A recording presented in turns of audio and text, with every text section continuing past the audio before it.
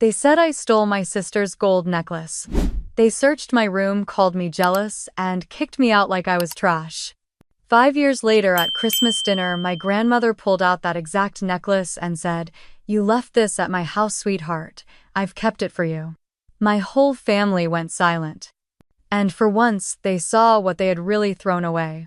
I was 9 the first time I noticed my parents look at me differently. It was a chilly October afternoon in Brookhaven, Indiana. I had just come home from school with a math test folded in my backpack, the red C- glaring up at me like a wound. My hands were sweaty as I handed it to my mom at the kitchen counter. She barely glanced at it before letting out a small sigh, the kind that said more than any words could. Meanwhile, my younger sister Brielle came skipping in behind me, waving a spelling quiz with a perfect score. Mom's face lit up instantly. She clapped her hands together, her voice warm and proud as she hugged Brielle and praised her for being such a smart little girl. I stood there holding my test, waiting for some kind of acknowledgement. Maybe a gentle reminder that one bad grade didn't define me. But all I got was a quiet suggestion to try harder next time. That was the moment something shifted. It wasn't loud or dramatic, it was quiet. Subtle. But it stuck with me. For the first 9 years of my life, I thought we were a normal, happy family. My dad worked as a mechanic at the local auto shop. My mom was a secretary at Brookhaven Elementary.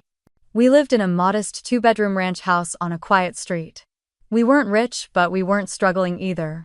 My sister and I shared a bunk bed and fought over the remote like any siblings. I thought we were the same in our parents' eyes. But after that test, things began to change. Slowly at first. Then all at once. When I asked for a new backpack because mine had torn at the seam, my mom said we'd wait until Christmas. A week later, Brielle got a brand new one with pink glitter and her initials embroidered on the front. When Dad took us to the movies, Brielle always got to pick. When we went shopping, she came home with new outfits while I was told mine still fit fine. At first, I tried to brush it off. Maybe I was being sensitive. Maybe Brielle just needed more attention because she was younger. But as the years went by, it became impossible to ignore. By the time I was in middle school, the favoritism wasn't just occasional, it was a pattern. Brielle was always center stage, and I was left in the shadows. If I aced a science project, I got a polite nod. If Brielle brought home a participation ribbon, the whole fridge became her trophy wall. The worst part wasn't the gifts or the attention. It was the way they looked at her. Like she was everything good and bright in the world, and the way they looked at me. Like I was the one who didn't quite fit. Still, I kept trying. I joined the debate team, stayed up late studying, volunteered at the library. I did everything I could to earn their praise. I thought if I worked hard enough, if I was good enough, maybe they'd see me again. But no matter what I did, Brielle always came first. She was charming in a way that made people lean in. Her smile, her laugh, the way she told stories like she was born to be adored. Teachers loved her, neighbors loved her. Even strangers at the grocery store would comment on how pretty and polite she was. My mom beamed every time someone complimented her. I remember one afternoon during the summer before 8th grade, I had spent hours cleaning the garage as a surprise for my dad. Sweaty and covered in dust, I waited on the porch when he pulled into the driveway. He walked past me, barely noticing before stepping inside. Moments later, Brielle shouted from the kitchen that she had baked cookies using a pre-made dough. My dad ruffled her hair and said she was amazing. That night, I cried quietly in my room, telling myself it didn't matter. That love wasn't something you had to earn. But deep down, I didn't believe it. It was around that time that Brielle started getting everything handed to her. Her own phone at age 10. Dance classes in the city. A weekend trip with mom to Chicago just because. I, on the other hand, got used to hearing the word no. No, we can't afford that right now. No, you don't need it. No, we already did that with Brielle. The double standards became so normal that I stopped expecting fairness. I started saving babysitting money if I wanted anything new. I bought secondhand clothes.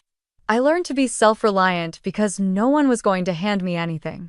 What hurt most was the emotional distance. The way my mom would lean in when Brielle spoke, listening like every word mattered. The way my dad always made time for her softball games but never came to my spelling bees. Sometimes I caught them whispering at night in the kitchen laughing about something Brielle said or did. I stood at the top of the stairs holding my breath waiting to hear my name. It never came. Even so, I never hated Brielle. How could I? She was my sister. I remembered sharing bunk beds and late-night talks about monsters under the bed. I remembered how we used to play dress-up and build forts out of blankets. I loved her even when it hurt. But as she grew into the golden child, something in her changed. She became more entitled, more aware of the power she held in our family. If she cried, the world stopped. If I cried, I was told to stop being dramatic. By high school, she was the queen of everything. Student council, homecoming court, cheer squad captain. Meanwhile, I kept to myself. I studied. I worked. I did what I had to do. But I stopped hoping for more. I stopped trying to be noticed. Still, there was a part of me hidden deep that believed maybe one day they'd realize I had been there all along. That I had been the one listening, the one helping, the one caring. Not for attention, but because I loved them. I just didn't know how long it would take for them to see it. Or if they ever would. I spent most of high school watching my own life from the sidelines. Brielle was everywhere. Her face was on every hallway poster for class president, every announcement for the cheer squad, every homecoming nomination.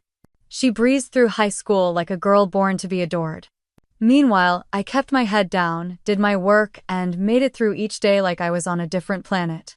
I took a part-time job at Beanhouse Cafe my sophomore year. It was nothing glamorous, wiping tables, taking orders, burning my fingers on the espresso machine, but it gave me something to hold on to. I liked the routine. I liked earning my own money, even if it was barely enough to cover school supplies and the occasional thrift store run. Brielle, of course, didn't need a job.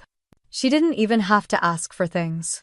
A new phone showed up before her birthday.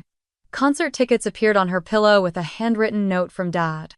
When she wanted to take a weekend trip with her friends to Chicago, my parents handed her a stack of 20s like it was nothing.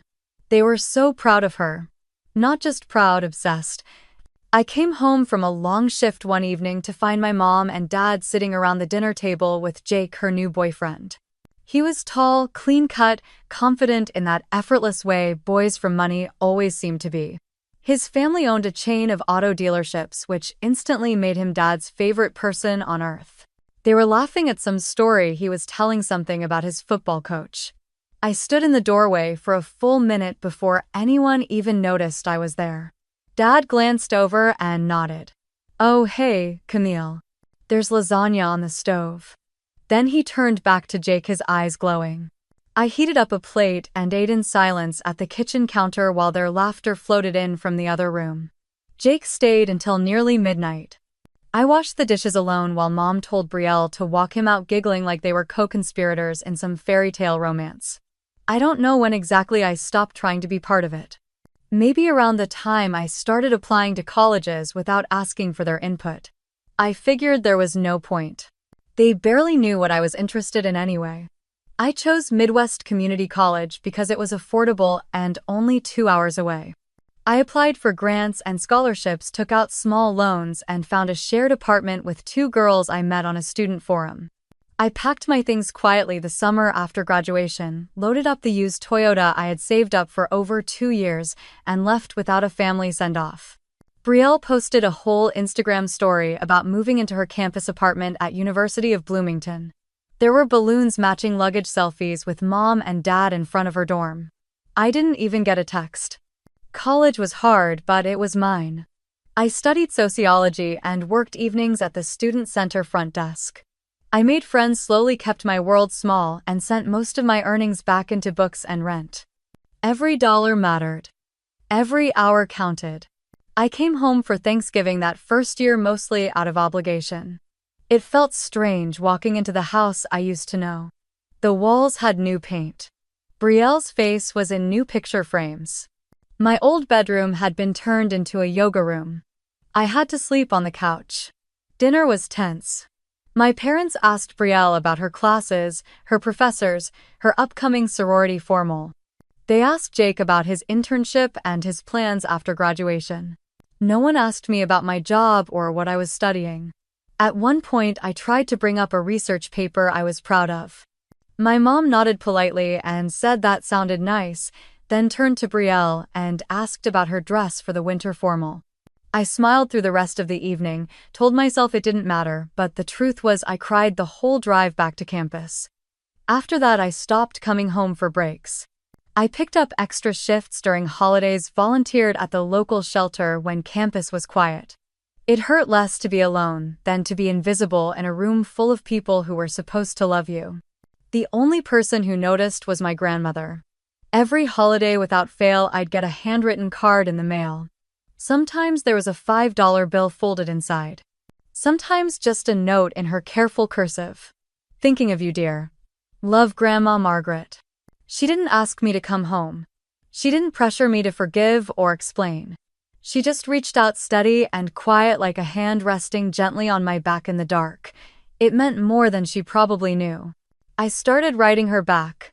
Just a few lines at first. Then longer letters. I told her about my classes, my coworkers, how I liked working at the campus garden when the weather was nice. I didn't mention my parents. She didn't bring them up either. That silence between us felt like understanding. One spring during finals week, I got a package from her. Inside was a tin of lemon cookies she'd baked, wrapped carefully in wax paper. There was a note tucked beneath the lid. For energy, for strength, for you. I sat on my dorm floor and cried. She was the only one who made me feel like I was still someone's granddaughter. The next time I visited home, if you could even call it home anymore, was for my cousin's graduation party. I stayed for an hour, enough to congratulate her and shake hands. Brielle was there with Jake, surrounded by relatives glowing like the sun. Dad pulled me aside at one point, gave me a stiff hug, and asked how school was going. Good, I said. That was the whole conversation. I left early and didn't look back. It was around that time I realized something that both hurt and comforted me in equal measure. I didn't need them anymore. I missed the idea of family more than the people themselves. And I had learned to live without being seen. That spring, I made the mistake of going home for a long weekend. It was March 2014 and campus had emptied out for spring break. I couldn't afford a trip anywhere and didn't want to spend the whole week alone in my dorm. Sharon, my roommate, was heading to her aunt's in Ohio and had offered to let me tag along, but something in me thought maybe, just maybe, I should give home one more shot. I called my mom 2 days before and asked if it would be okay to come by for a few days. Of course, she said quickly. Your room's still the same. That was a lie. I knew at the moment I walked through the front door.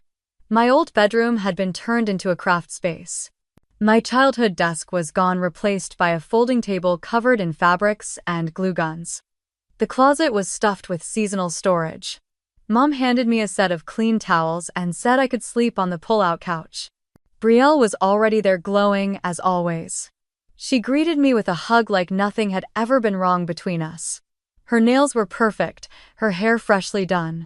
She wore a gold chain that sparkled under the hallway light and said casually over dinner that Jake had given it to her for their 1-year anniversary. She leaned toward me across the table, her fingers brushing the pendant. Isn't it beautiful? She asked. It's real gold. Jake had it custom made.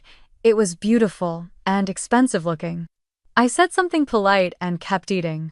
That night, while Mom and Dad cleaned up, Brielle stayed in the living room with me. She kept talking about Jake, their future plans, how his parents had invited her on a vacation to Maui that summer. She showed me pictures on her phone, tossed her hair, smiled, like she was living in a dream. At some point, she caught me glancing at her necklace again. You like it? She asked. I nodded. It's nice. She smirked, then stood up and said she was going to bed. I stayed up a little longer, staring at the muted television, trying not to feel out of place in the house I used to call mine. The next morning, everything exploded. I was brushing my teeth when I heard the sharp tone in Brielle's voice downstairs. I wiped my hands on a towel and came out of the bathroom to see her pacing the living room, panic written all over her face. It's gone, she kept saying. It's not in my jewelry case. My parents were already in full search mode. Dad was checking under couch cushions. Mom had a flashlight out, peering beneath furniture. Brielle was near tears, insisting she'd left it on her nightstand. I stood awkwardly in the hallway watching the chaos. I'm sure it'll turn up, I offered. That's when Brielle turned to look at me. You were staring at it last night, she said quietly, her eyes narrow. I blinked. What? She crossed her arms. You were totally fixated on it. Maybe you thought no one would notice if you just borrowed it. My heart dropped into my stomach. I didn't touch your necklace, I said the words slow and deliberate. Dad stood up from where he'd been checking behind the television. You sure about that? I stared at him stunned. Are you seriously asking me that? Mom walked past me and into the guest bathroom. A moment later she called out. Nothing in here either. Then, as if someone had flipped a switch, they all turned to me. Dad's face was hard the same way it used to be when I forgot to take the trash out. Mom looked wounded, like she couldn't believe what she was thinking. Brielle stood in the center of it all, arms folded, eyes smug.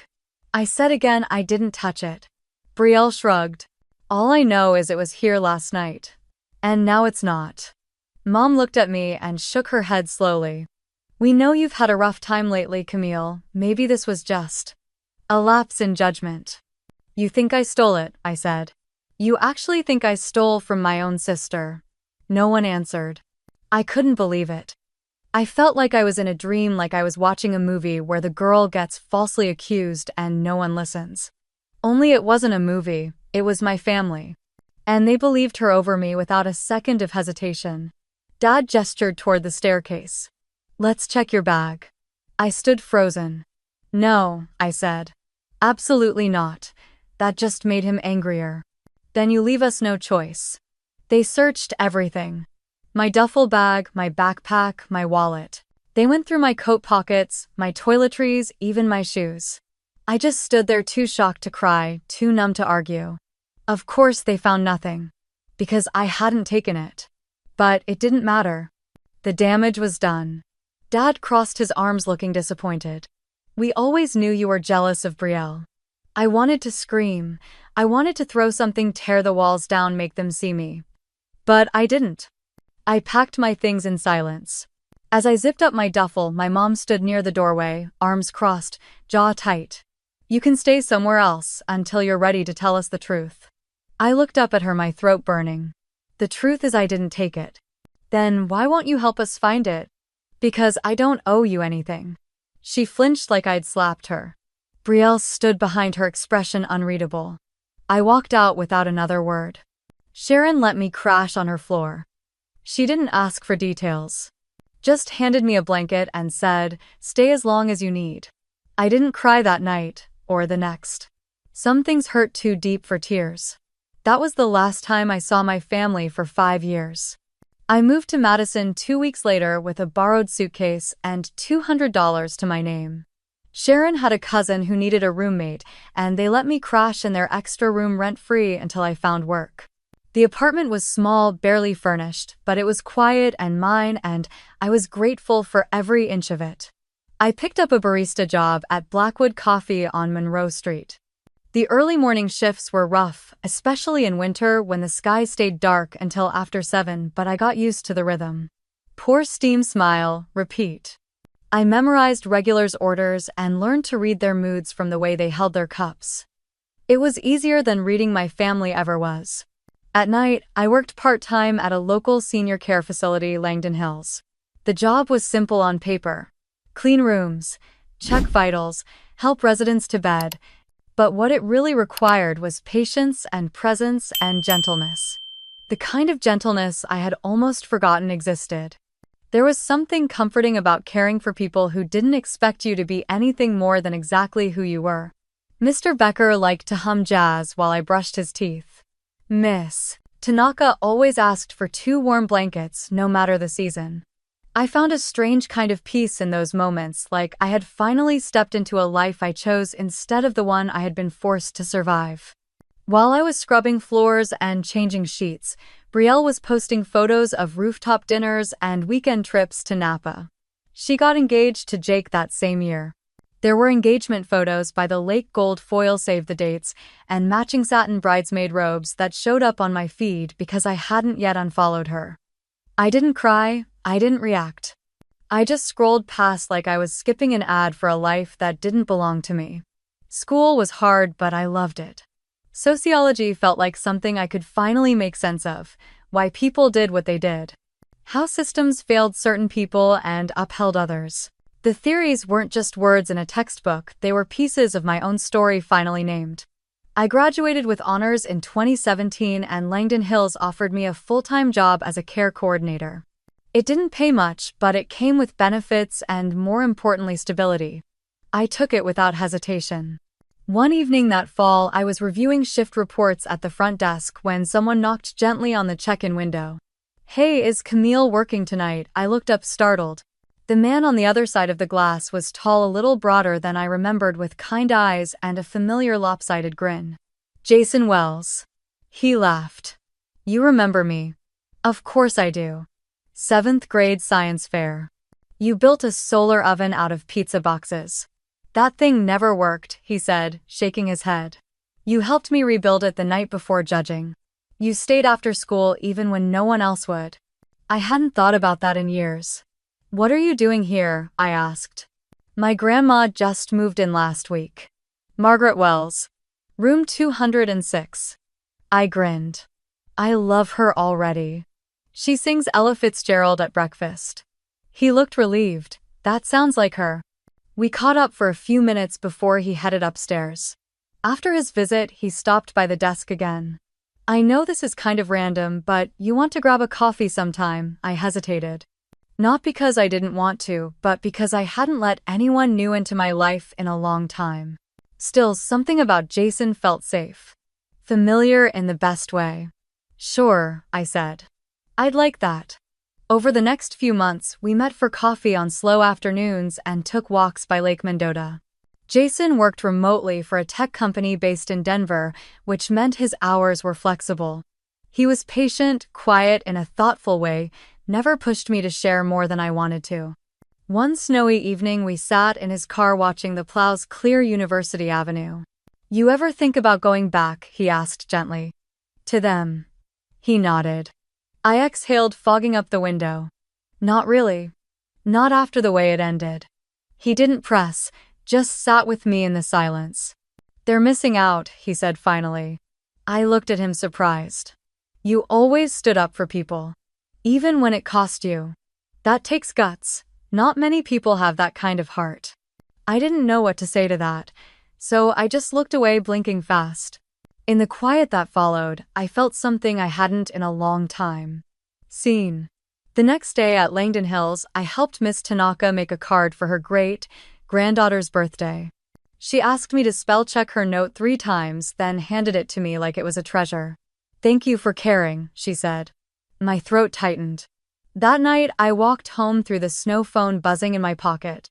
Another tagged photo of Brielle in a bridal boutique, mom and dad beaming at her side. I deleted the app. Then I stood on the porch of my apartment, stared up at the quiet winter sky, and for the first time in years felt like I belonged exactly where I was. It started with a letter from the facility director at Willow Glen. I had just finished reviewing medication logs when it landed on my desk, slid over with an apologetic smile from Julie, our lead administrator. It was from my grandmother, Margaret Hartley, addressed in her careful script. "Camille, I hope you're well. I've been moved to Willow Glen for recovery. They tell me you're working nearby. I'd love to see you if it's not too much trouble. Yours, Margaret." I stared at the letter for a long time. My chest tightened in a way I hadn't felt in years. I hadn't spoken to anyone in my family since the day I was accused of stealing, but Grandma had always been different.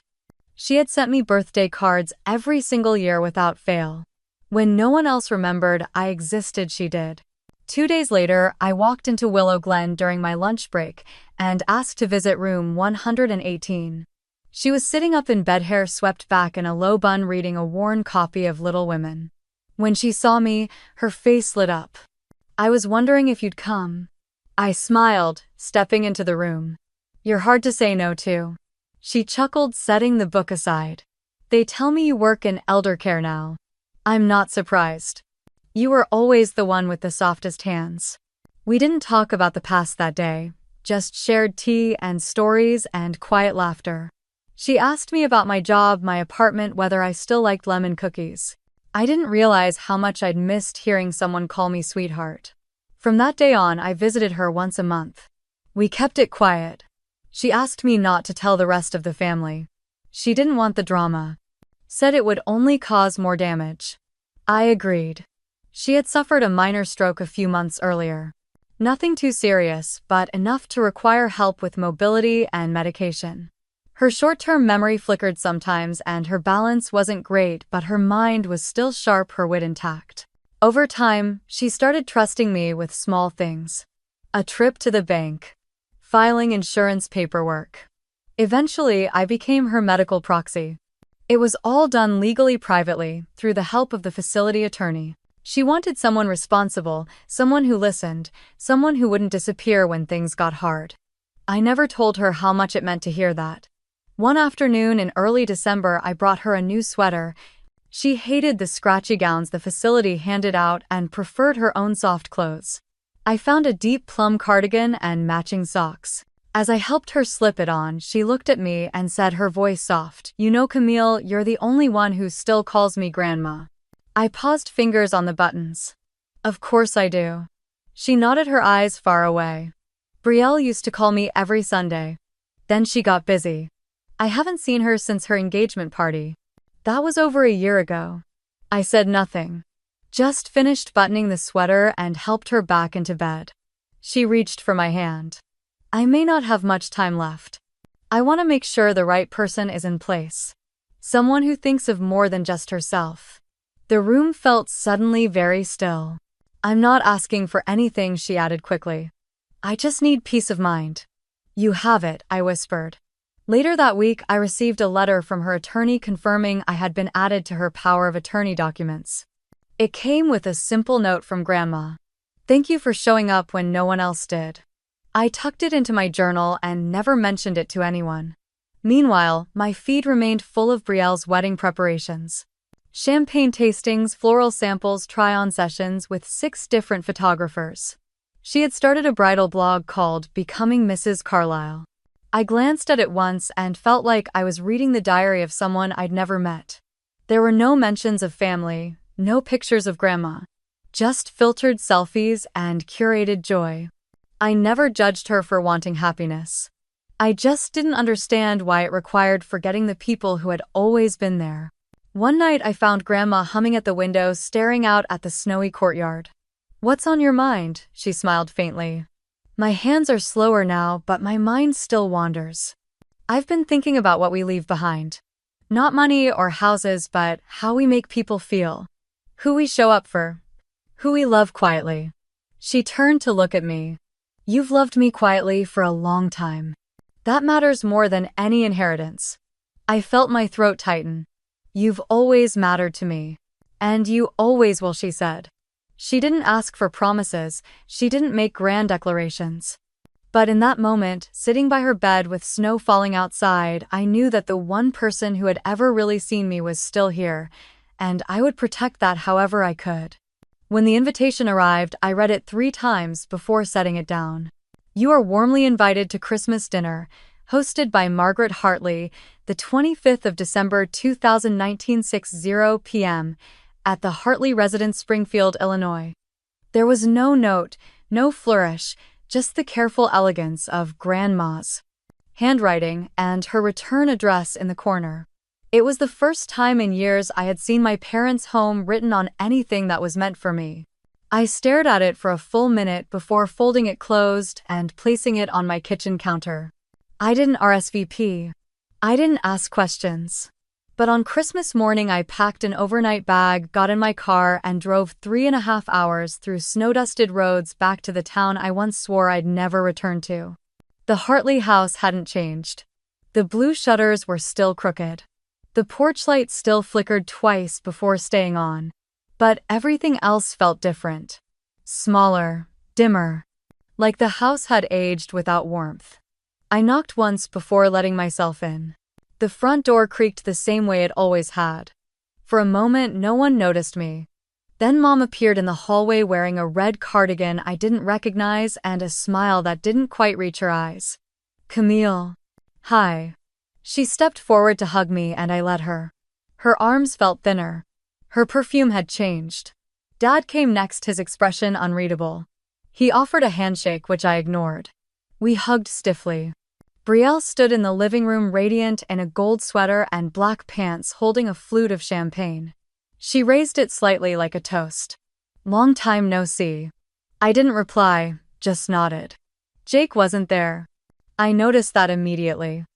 Neither of my parents mentioned him. Dinner was awkward from the first bite. Everyone spoke in polite fragments, circling topics without touching anything real. They asked about my job like they already knew the answers, offered compliments that sounded rehearsed. Brielle laughed too loudly at things that weren't funny. Mom kept fidgeting with her napkin. Dad checked his watch 3 times. Grandma sat at the head of the table, silent and smiling, watching all of us like she was memorizing something. When dessert was cleared and coffee poured, she tapped her spoon against her cup. "I have something for Camille." I froze. She reached beneath her chair and pulled out a small velvet box. Dark green, tied with a faded gold ribbon. She handed it to me without ceremony. "Open it, sweetheart." My fingers trembled as I untied the ribbon and opened the lid. Inside was a delicate gold chain, the one I thought I would never see again. The necklace. The one Brielle had accused me of stealing 5 years earlier. The same necklace that tore our family apart. I couldn't breathe. I looked up. Grandma's eyes were steady. "You left it in my upstairs guest room that spring. Tucked inside a tissue under the dresser. I found it after you left." My mouth opened but no sound came out.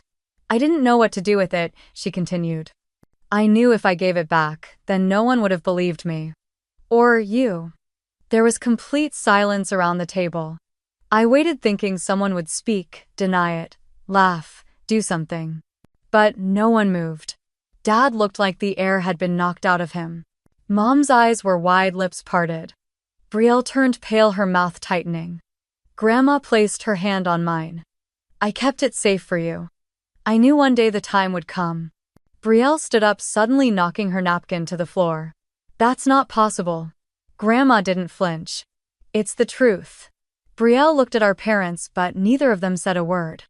I let the silence stretch, tasting it, breathing it in. No one apologized. No one defended themselves. Grandma turned to the rest of the table.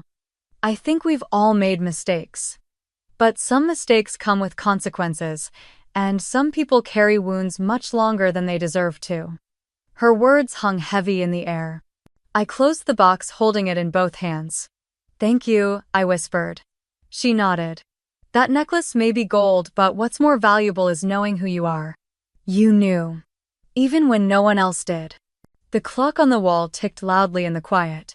Brielle sat back down slowly, her gaze fixed on the tablecloth. No one looked me in the eye. The evening ended not with hugs or warm goodbyes, but with coats and silence and a cold front settling over the room. As I stepped out onto the porch, the snow had started again. Tiny flakes drifting softly through the light. I stood there a long time, holding that little green box to my chest, knowing what had just shifted couldn't be undone. And that maybe for the first time I had finally been seen. The silence after Christmas should have felt peaceful, but it didn't. It felt like the stillness before a storm. 2 days later, my phone lit up with a number I didn't recognize. I let it ring out. A voicemail followed, short and hesitant. "Camille, it's Mom. I was hoping we could talk. Please call when you have a moment." I listened twice just to be sure I hadn't imagined the tremor in her voice. Then I deleted it. By the end of that week, I had 5 more messages. 1 from Dad. 1 from our old landline. 2 more from Mom. 1 from Brielle. I ignored every single one. Then the mail started coming. A holiday card with a picture of the 3 of them smiling stiffly by the fireplace, no Jake in sight. A handwritten note from Dad tucked inside. "Let's not dwell on the past, let's move forward." I stared at that sentence for a long time. I remembered standing in our driveway 5 years ago, clutching a trash bag full of my things, hearing him say, "We can't have a thief under this roof." And now he wanted to move forward. I didn't respond. Then a week into January, I came home from work to find someone sitting on the stairs outside my apartment building. It took me a second to realize it was Brielle. She stood when she saw me. Her designer coat hung looser than I remembered. Her perfectly blow-dried hair was pulled back in a limp ponytail. She looked small, out of place. I didn't speak. I didn't need to. She took that as permission. Jake left me. I said nothing. He broke it off a month before the wedding. Said I was manipulative. Controlling. I guess I didn't see it coming. I kept walking past her toward the door. She followed. I also lost my job. I paused. They said I created a hostile work environment. That I played favorites. That I made things toxic. Her voice cracked. I was just trying to keep things in order, Camille. I turned to face her. Did you ever think maybe people just got tired of you lying? She blinked. I didn't come here to fight. Why did you come? Because everything's falling apart. And I don't know where else to turn. And suddenly there it was. The truth, naked and raw. She didn't miss me. She missed the comfort. The advantage. The control. I opened the front door. Go home, Brielle. She stepped forward. Wait. Mom and Dad, they're drowning. They took out a loan to pay for the wedding. $85,000. The venue, the dress, the catering. All of it non-refundable. And now they're stuck. That's not my problem. They thought you'd understand. Understand what? That the people who kicked me out for something I didn't do are now facing the consequences of the daughter they chose instead. She looked like I had slapped her. That's not fair. No, what wasn't fair was being thrown out with no proof, no apology, and no voice. What wasn't fair was watching you smirk while they packed my bags. Her lips trembled. We made mistakes. You made choices. A long silence hung between us. We thought, maybe now that Grandma trusts you that you'd help. We could be a family again. There it was. The hook, not love, not forgiveness. Leverage. I stepped back.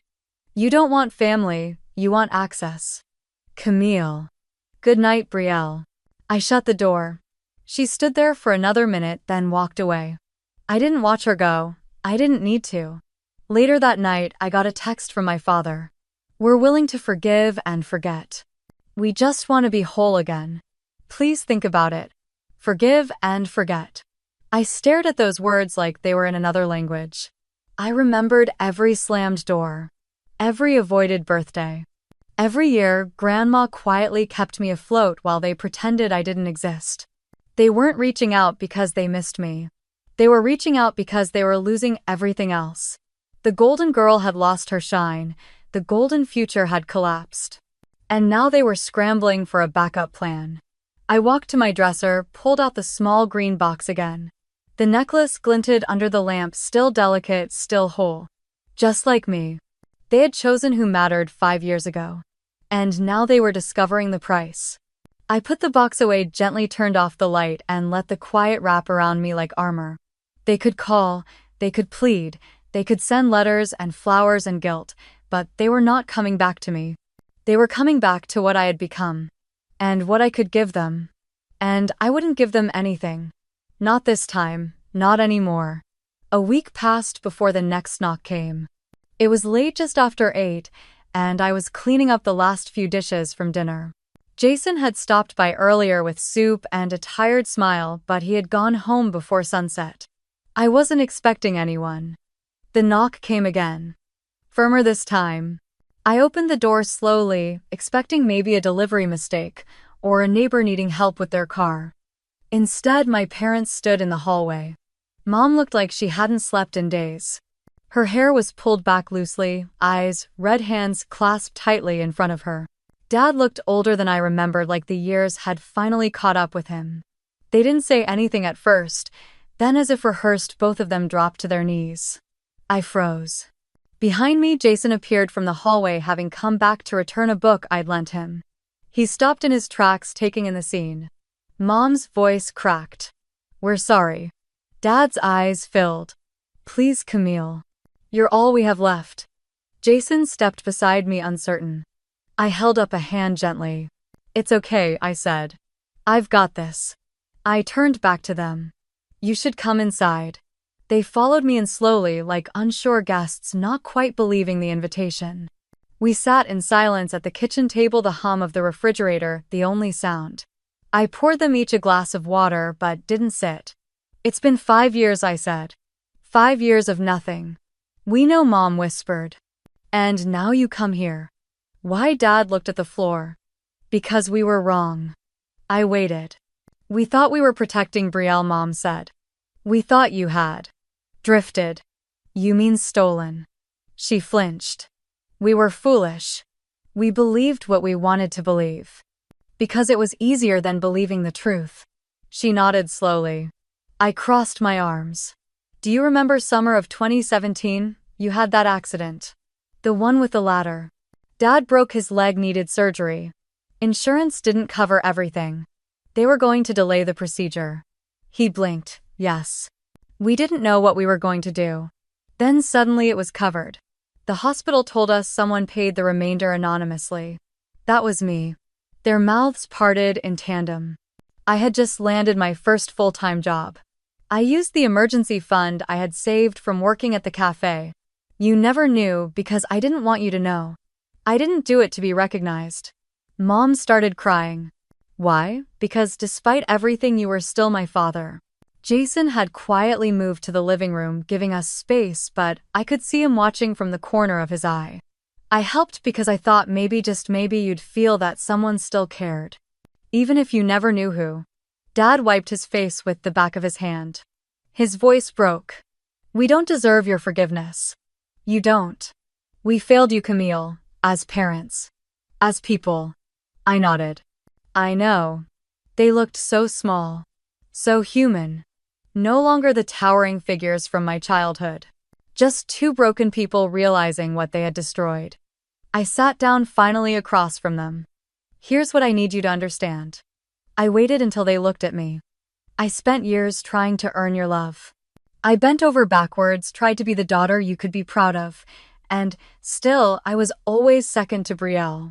Even when I was silent, even when I stayed out of your way. You saw me as inconvenient." Mom sobbed softly into her sleeve. "I was the one who called Grandma every week.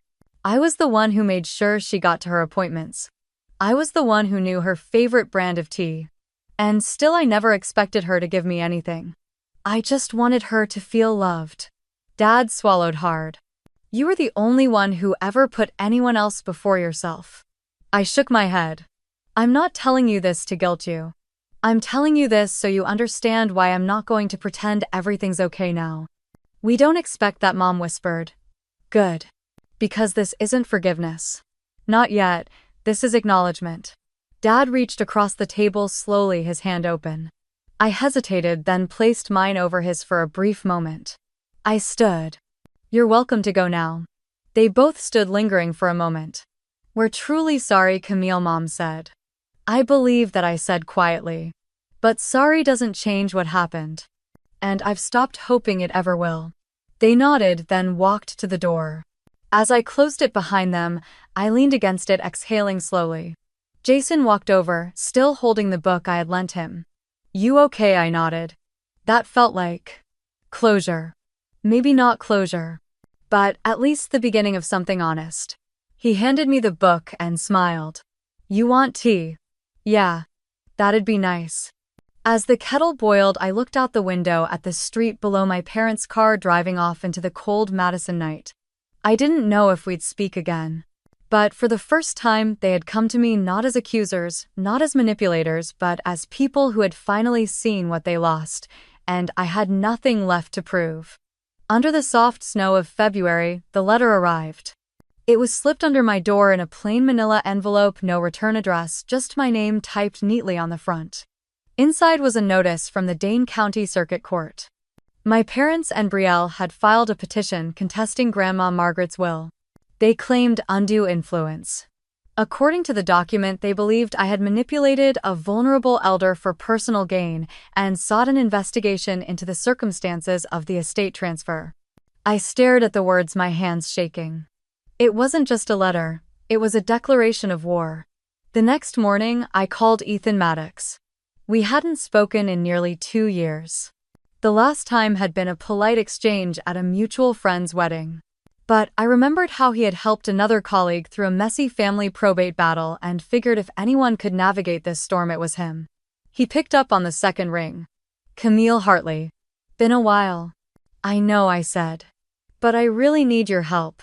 By noon we were seated in a quiet booth at a diner on Park Street, documents spread between us.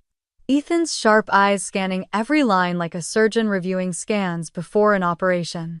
They're going after capacity, he said, finally setting down the last page. They're arguing Grandma wasn't mentally competent when she updated her will. That's ridiculous. She was more lucid than anyone I know. Doesn't matter, they'll try to paint a picture. Isolated elder caretaker with access sudden inheritance shift. It's a classic setup. My stomach twisted. Also, they're alleging emotional coercion. That you used your relationship to manipulate her decisions. I felt like I might be sick. Ethan tapped the table gently. We'll fight it. But you need to prepare. This won't stay quiet. He was right. 2 days later, my supervisor at the care facility pulled me into her office. She looked uncomfortable. Camille, with everything going on, administration feels it's best to place you on temporary leave until this is resolved. I blinked. I haven't been charged with anything. There's no proof of wrongdoing, it's just precautionary. You know how these things look. We're a small facility. Public trust matters. Public trust. I walked home that afternoon feeling like the ground had tilted beneath me. By the time I reached my apartment, my phone was already buzzing with a flood of notifications. Someone had posted an article online. Local caregiver accused of manipulating elderly grandmother in inheritance dispute. My photo pulled from an old LinkedIn profile sat under the headline. I clicked the comments against my better judgment. If this is true, she's a monster. People like that shouldn't be working with seniors. Looks sweet but clearly knows how to play the game. My hands clenched around the phone. I knew exactly where it had come from. Later that night, I created a fake account. I started digging. It didn't take long to find it. A Reddit thread titled, "My Sister Stole My Inheritance" had gone viral. The user Sunflower Truth 88 described in painful detail how her older sister manipulated their dying grandmother into rewriting her will, kicking the rest of the family out in the process. I scrolled, recognizing pieces of my life twisted beyond recognition. Dates altered. Names changed. But the story was mine. And the comments were filled with sympathy. Poor girl. Her sister sounds like a sociopath. Can someone check on that grandma? Hope she's safe. I knew the writing style. The turn of phrase. The subtle digs. It was Brielle. She had always known how to sway a crowd, first in school elections, then in corporate meetings. Now behind the glow of a screen, she was weaponizing narrative like a scalpel. Ethan called again the next morning. Camille, we need to go on the offense. File a motion to dismiss based on lack of evidence. But more than that, we need to control the story. I'm not a public figure. No, but right now people are being given one side. And it's working. I didn't answer right away. Because the truth was I was tired. Tired of being attacked. Tired of defending myself for things I never did. Tired of my family painting me as the villain in their crumbling fairy tale. Ethan's voice softened. They're doing this because they're afraid. They know they lost the only person who actually cared.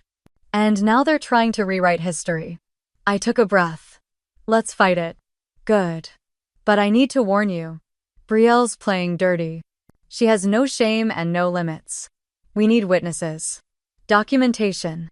Anything that shows you were acting out of love, not greed. I'll start pulling records. Grandma wrote letters. We had texts. I can get copies from the care facility where she lived before moving here. Ethan sounded relieved. Perfect. And Camille, yeah, you're not alone in this.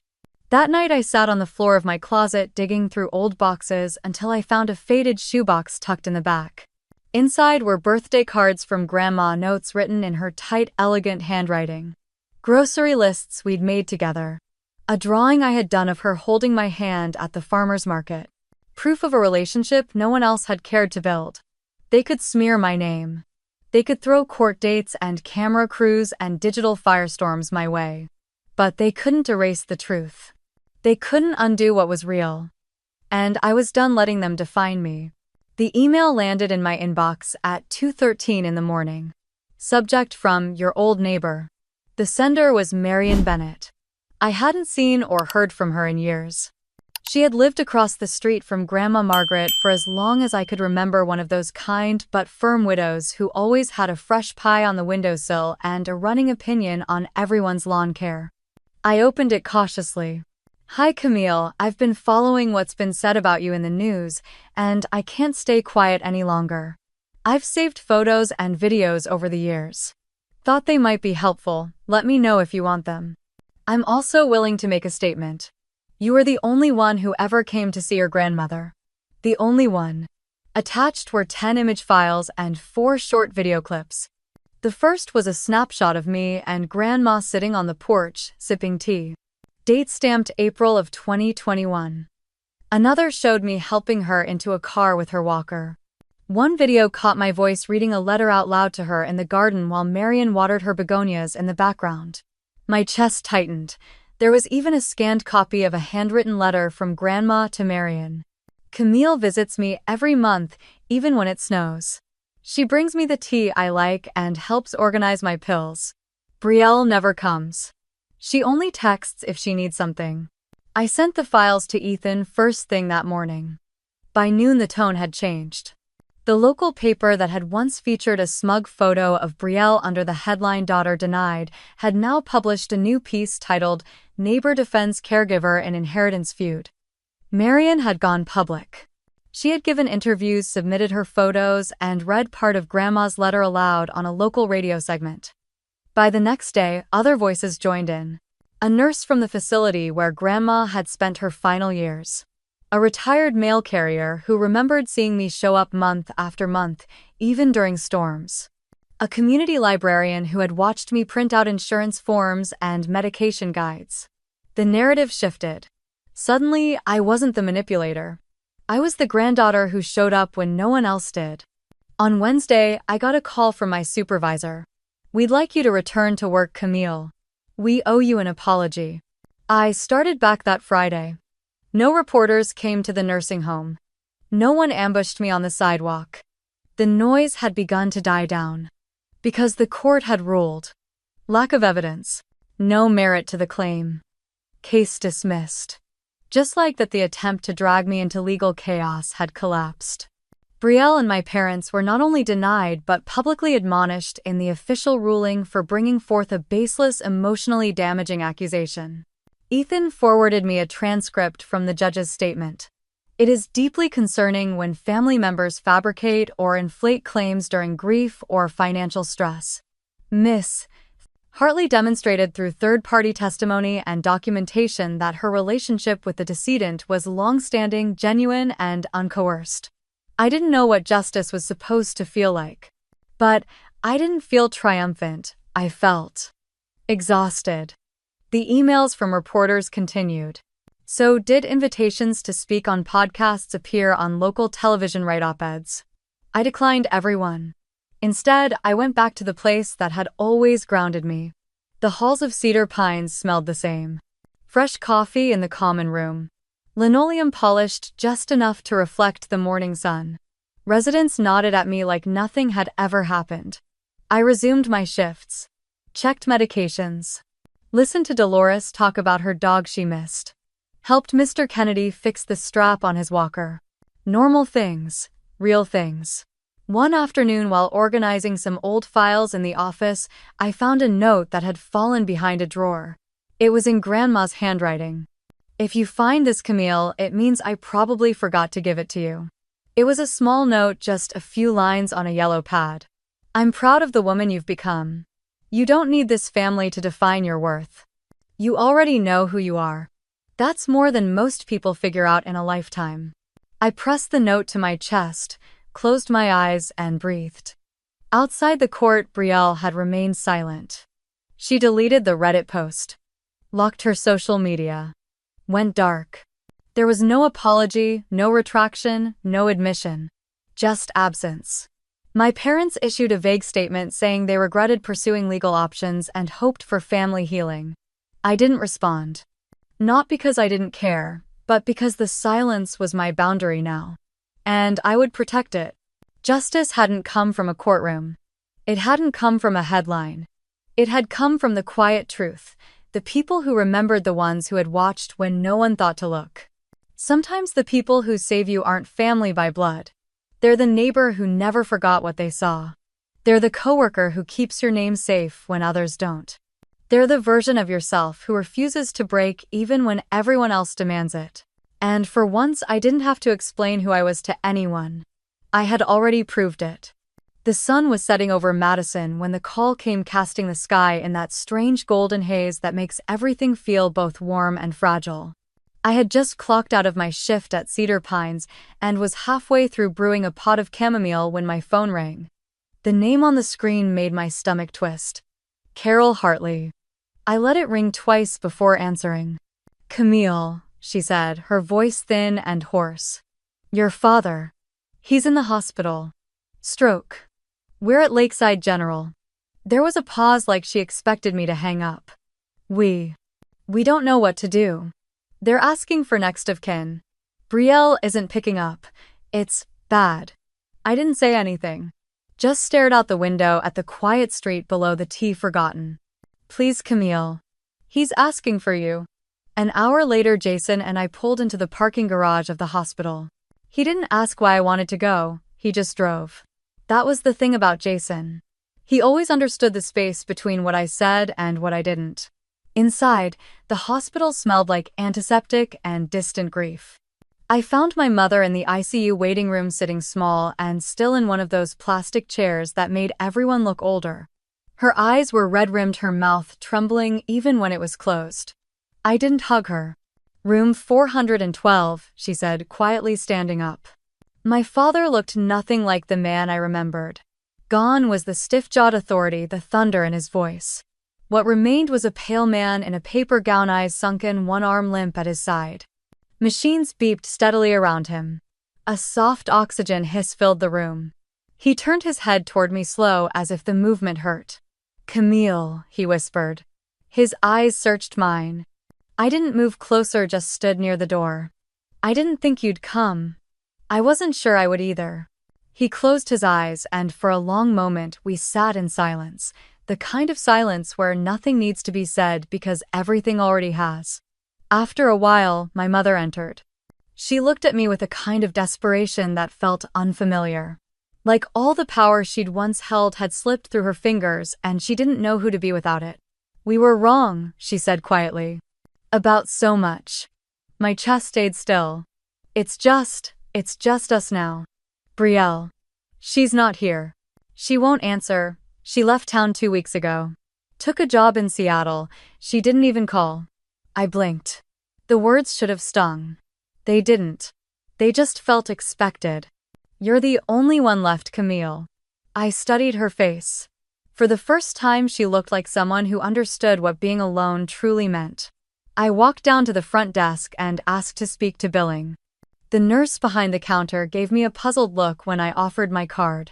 "You're not listed as primary family contact." "I know," I said. "Doesn't matter." She printed a receipt and I signed without looking at the number. I didn't do it for them. I did it because someone needed to. I returned to the ICU and handed my mother a manila envelope. Inside are the prescriptions, discharge instructions, and the rehab clinic referral. I've also arranged for transportation to get him there. She stared down at the envelope like it was written in a language she didn't understand. I paused at the door, turned to look at them one last time. I'm not here for apologies. I'm not angry anymore. But don't mistake that for reconciliation. I helped because I could. Not because I owe you. I'm not trying to punish you. I've just stopped trying to belong where I was never welcome. Neither of them said a word. Outside, the wind had picked up. Jason waited in the car with the heat running. "Did it go how you thought it would?" he asked, glancing at me gently. "I don't know," I said. But I didn't walk out of there needing anything from them. And that feels like enough. We drove through the quiet streets past the frozen lake, the neighborhood strung with leftover holiday lights.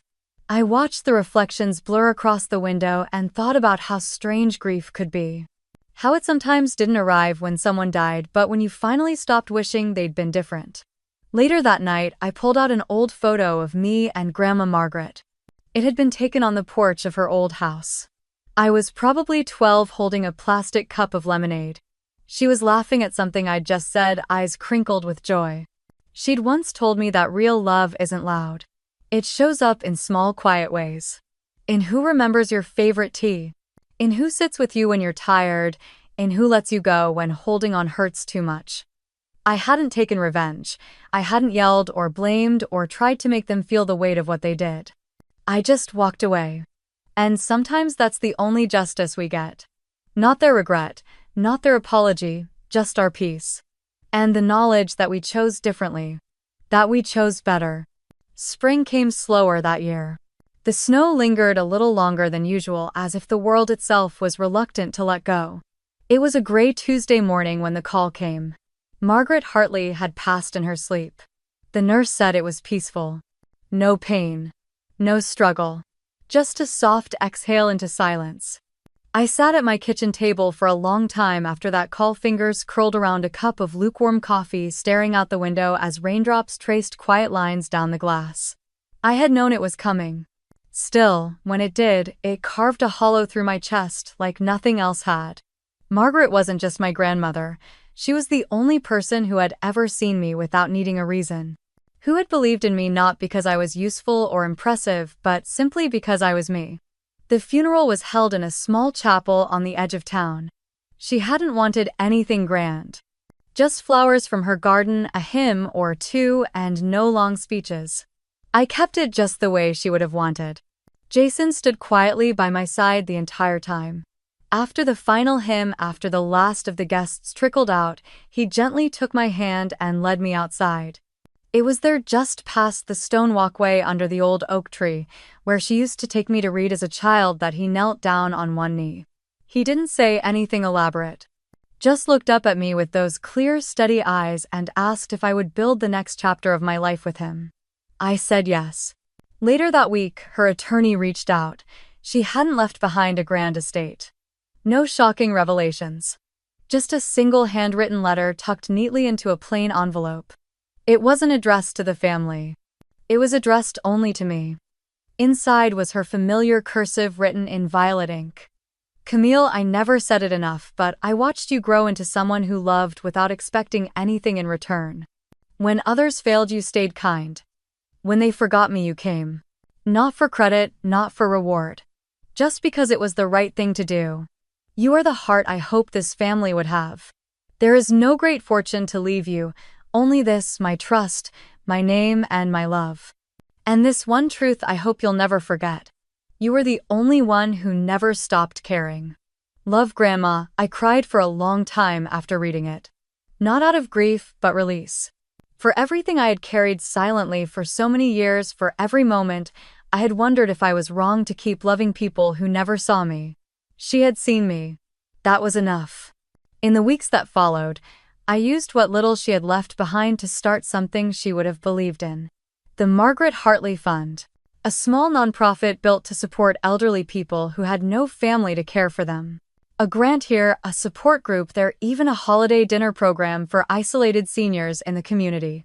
It wasn't big, not yet. But it was real. Brielle never came to the funeral. The last I heard, she had moved out west, trying to rebrand herself under a different last name. I didn't follow her story. I didn't care to. My parents sent a card. No apology, just 2 lines written in shaky handwriting. We miss her. We hope you're doing well. I didn't reply. The chapter with them had closed. Not out of anger, out of peace. Some stories don't need a dramatic ending. Sometimes the ending is just quiet. I still walk by the old park where Grandma used to push me on the swings. I visit her grave once a month, leave a sprig of lavender, and sit for a while. Jason joins me sometimes. Other times I go alone. And in those still moments, I think about all the times I waited for someone to say they were proud of me. To say I mattered. and how in the end the only voice that ever truly did was hers. I never wanted revenge. I never needed to be proven right. All I ever wanted was to love and be loved in return. Now I finally am. If you've ever been the one who cared too much even when no one noticed, I hope you know this story is for you. And if your story feels unfinished, I hope you'll share it. Because somewhere out there someone's listening. Someone who sees you. So tell me your story in the comments. And if this one spoke to you, don't forget to like, subscribe, and stay with us for the next journey. You're not alone. Not anymore.